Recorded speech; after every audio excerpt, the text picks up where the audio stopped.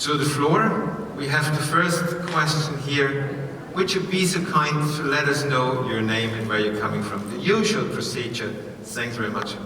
Please, the floor is yours. Hello, my name is Luc Citrino. I'm working for ITB Daily, the news. So, I've got a question regarding all the elements, the negative elements which are hampering currently long-haul travel.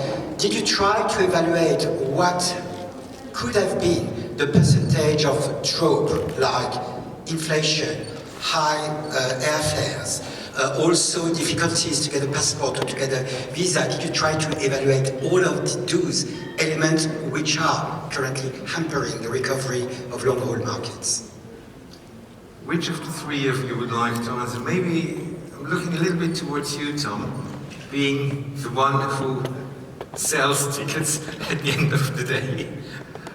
The answer is that none of them are deal breakers. It's a really good question, because I don't have a straightforward answer for you, which tells you that it's a very good question. None of them are deal breakers. What's extraordinary at the moment is the level of demand that we're seeing for Europe as a destination. If you go back in time, and I fear I now go back a long way in time, back to the 1980s, it took the slightest whiff of problem for demand to collapse. So look at 1986, where something like 50% of the demand from the United States just evaporated overnight as a result of one bomb going off, I believe, in Berlin. What's amazing at the moment is that we have inflation, we have a war, land war in Europe, we have huge uncertainty still in terms of testing and infectious diseases, and we have difficulties concerning visas, and yet we're seeing growth, real growth. And either this is a sign of wild recklessness on behalf of consumers, or it's a sign that our industry is actually in remarkably good health after what's been a quite disastrous 2 to 3 years. Thank you. Next one, Wolfgang. Hello, my name is Wolfgang Georg Alt. I'm the CEO of COTRI, China Outbound Tourism Research Institute. So of course I'm delighted to hear so much of speaking about China, which for the last 3 years was not the case. And well, on one hand I would say I'm a bit more optimistic than tourism economics. And so for instance, the passport issue has more or less been solved in China. There is no more, I was told there's no more than 1 week before you can get a passport in China now. No, but the key point I want to make, I think it was very interesting to listen to David and to Louis, and I think it's a very good idea to do this curiosity campaign and based on this niche markets. And that also shows, I think that's an important point, the demand is not only coming from the source market. It's not only how much they want to travel, it's also how much reason we give them to come. And I think therefore a lot of these differences between different forecasts are connected, of course, not only to the global economic development that's important, but it's also connected to how much reasons are we given, for instance, the Chinese market to come. And we have certainly a lot of Chinese who traveled to Europe before the pandemic.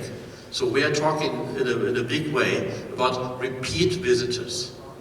So where I think the point is exactly to tell people, okay, why should they come again after they have seen the Eiffel Tower and they have seen the Colosseum? So what else is there?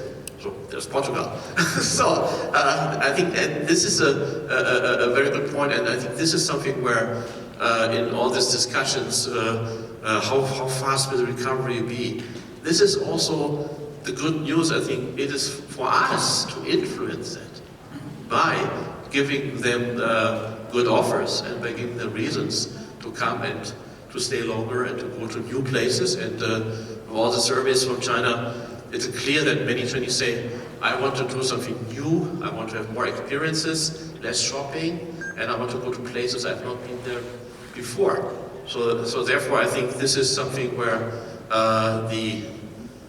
so the question would be then, is this something where you would try, maybe that's to David, so how do you try to figure into your calculations. So the question, how much is done from our side in giving reasons to travel?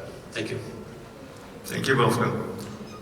Yeah, I'll address that quickly. I think, and then touching on the previous question. So yeah, it is something. All these different economic factors and things that we try and factor in our global modelling. You know, we have economic forecasts for the world, and that sort of dictates what we're seeing as demand from all these markets, and then it's a case of how different destinations gain share of that. In terms of the negative points that you mentioned, I think that is much more prevalent in sort of the developed markets, so Europe, US, but still there is huge desire to travel from these markets. When we're looking at China, it's clear the numbers I presented, that is still sort of lagging on what we would say would be all those demand effects. It is because we are potentially a bit more pessimistic about some of these factors. We're putting these limits on there, but it's clear that China was the standout growth market prior to the pandemic. It's one that will come back to being one of the standout growth markets, if not the standout growth market for years to come. You look at what's happening in terms of household incomes, the number of new households that are actually able to afford to travel, in China, has just dwarfed everywhere else in the world in the past 10, 20 years. It's going to dwarf everywhere else in the next 10 to 20 years. There is huge opportunities for growth, even if you are just looking at people going to the same, main destinations. But with that, then you do get sort of that more mature market, and people wanting to get those repeat visits, wanting to visit different areas. So that's something that we do try to factor in with our models.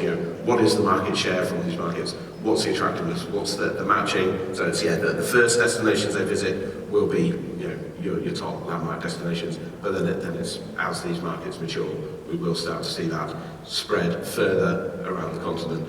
I think that is something that has also been really developing over the past few years. Has been this move away from these hotspots, and that's something that we definitely think will happen for all markets. Can I add something? Of course. Going to your point, I think the key two words right now are diversification and segmentation. It's critical for everyone. And we have here three layers. We have destination Europe as a whole, and yes, we're trying to attract those clearly with these three pillars. But then you have each destination that has to be aligned and is aligned with this strategy. And then we have a third layer, which is supply.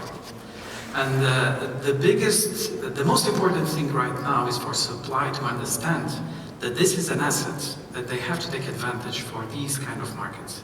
If we do this, and I think every European country is doing this, at least the discussions we have inside European Travel Commission is about this. If we are aligned, then we will be much more, we will have a much stronger offer for this kind of markets. It doesn't mean that it's the same for China or Brazil, definitely it's not.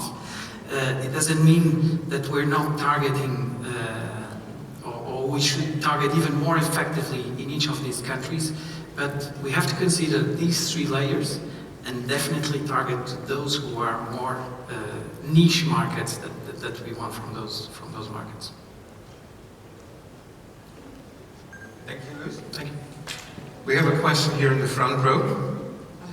I took the microphone already. Sorry. Ladies first, I hope you don't mind. Sorry.